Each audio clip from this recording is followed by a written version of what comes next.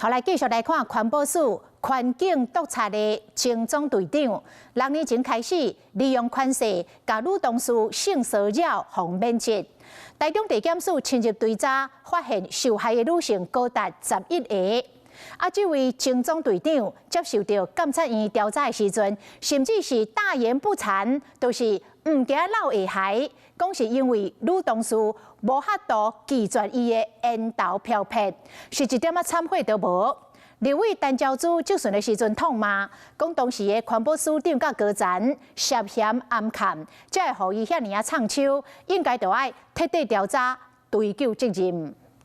天天去借，总有一天自己要盖厕所。到本社长查看空屋状况，伊就是环保署县里前环境督察总队长，表面看起来专业佮认真，严格私底下煞甲女同事去告刷。针对环保署有性骚惯犯，县里的前环境督察总队长和前立委陈昭华也了讲，涉嫌利用权势甲女同事性骚扰。去年去红免前，台中地检署深入追查，发现有较侪被害人，甚至牵涉到强制性交。17号甲伊性压禁见，你看有多夸张？那这几年受害的人在监察院报告至少11个。照看个也了讲，这个县里的前环境督察总队长，在2019年到2022年之间，对经济为女性性骚扰甚至是性侵。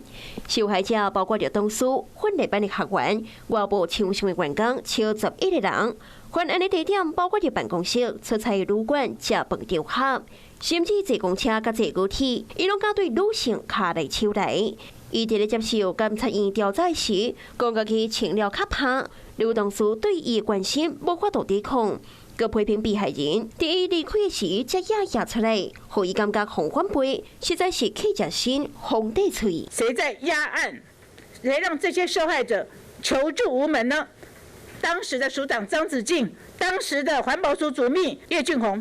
没有责任吗？的确也提出了惩处名单。那这个惩处名单呢，有些人不在我们的部内的职务工作，我们都有报到行政院，也报到监察院，他们来处理。是讲伊犯案这侪当，拢无得到应该为处罚，互被害女性感觉真委屈。外界呼吁相关单位要爱甲这到暗砍的官员处罚。